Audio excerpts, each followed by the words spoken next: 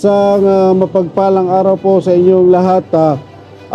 Traffic advisory po tayo ngayon. Pangkasalukuyan po may nagaganap na parada ng mga santo dito sa may Kongbalay, palabas ng Binakayan, Kawit, sa may palengke.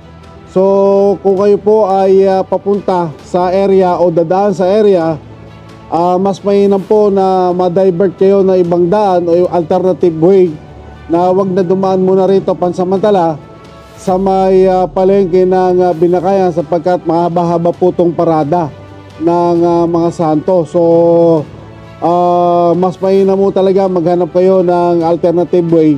Wag lang dumaan dito sa may Binakayan, Kawit, Cavite, lalo-lalo dito sa may palengke o Kongbalay, dahil mababalahura ko kayo sa haba ng parada ng mga santo. So magmula doon sa may Fatima Church ata, kung di ako nagkakamali, palabas dito sa may Binakayan na public market ay napakahaba ho ng parada.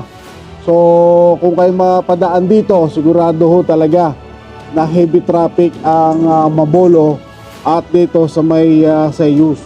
So kung may alternative way kayo na pwede nyo pagdaanan, mas mainam po na umiwas muna kayo rito, dahil pangkasalukuyan pa po ang parada. Kung di ako nagkakamali, nagsimula ata itong parada mga bandang alas 4 siguro, o dahil kakarating lang din natin na nakita ko nga, nung nakita ko, tumigil ako ng sasakyan. So pagkakataon na rin na pinaliparan natin ng drone, na lagi naman natin dala yung drone natin.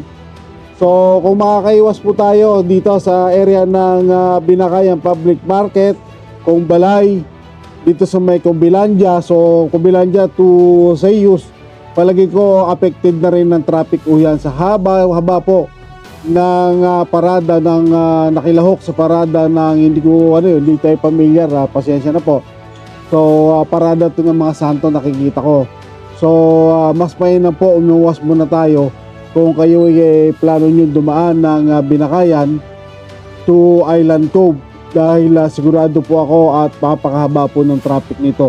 Nandun din po yung papasok na Imus sa may 7-Eleven papunta ng Medisyon. So mas mainam po umuiwas muna kayo to pangkasalukuyan to, dahil palagay ko ang estimation natin na matatapos ang parada nito baka mga alas 6 na ng hapon. So hanggang dito na lang po, at sana'y nasa mabuting kalagayan ng lahat. Please like, follow, and share. Suportahan nyo po ako palagi. At maraming salamat po sa inyo, and God bless you all.